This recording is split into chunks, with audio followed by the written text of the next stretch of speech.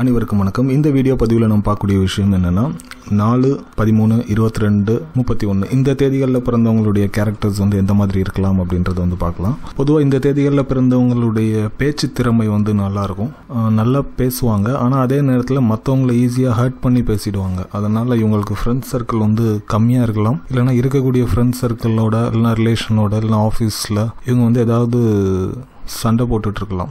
நிறைய miss understanding வர்றதுக்கான possibilities இருக்கும். இவங்களோட கேரக்டரை புரிஞ்சிட்டவங்க மட்டும்தான் இவங்களோட கொஞ்சம் நெருங்கி பழகிட்டு இருப்பாங்க. இவங்களுக்கு காதல் விஷயங்கள் ஈஸியாக ஒர்க் அவுட் ஆகும், ஈஸியாக காதல் வயப்படுவாங்க. கல்யாணமும் சீக்கிரம் முடிஞ்சிடும். லவ் மேரேஜாக இருக்கிறதுக்கான பாசிபிலிட்டிஸ் உண்டு. ஆனால் எந்த ஒரு விஷயத்துலையும் அட்ஜஸ்ட் பண்ணிகிட்டு இருக்க மாட்டாங்க.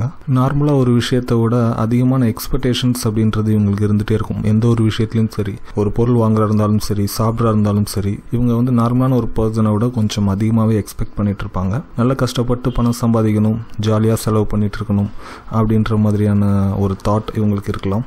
சாஸ்திரம், வேதம், ரிலீஜன், நம்பிக்கை இதில் இவங்களுக்கு ஈடுபாடு இருக்கலாம். சிலருக்கு ஜோதிடம் அந்த விஷயங்கள் ஒர்க் அவுட் ஆகலாம். சிலருக்கு மாந்திரீகம், வசியம் பண்ணுறது அந்த மாதிரியான விஷயங்களில் ஈடுபடுறதுக்கான வாய்ப்பு இல்லைன்னா அதை பற்றின ஒரு ஆர்வம் இவங்களுக்கு இருந்துகிட்டு இருக்கலாம்.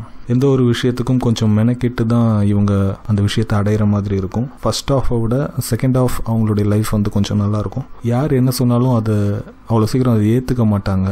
இது இவங்களுக்கு ஒரு நெகட்டிவாக இருக்கும். எல்லா விஷயமும் தெரிஞ்ச மாதிரி காட்டிப்பாங்க, இல்லை எல்லா விஷயமும் தெரிஞ்சிருக்கும் நமக்கு அப்படின்றத அப்படி நினச்சிப்பாங்க.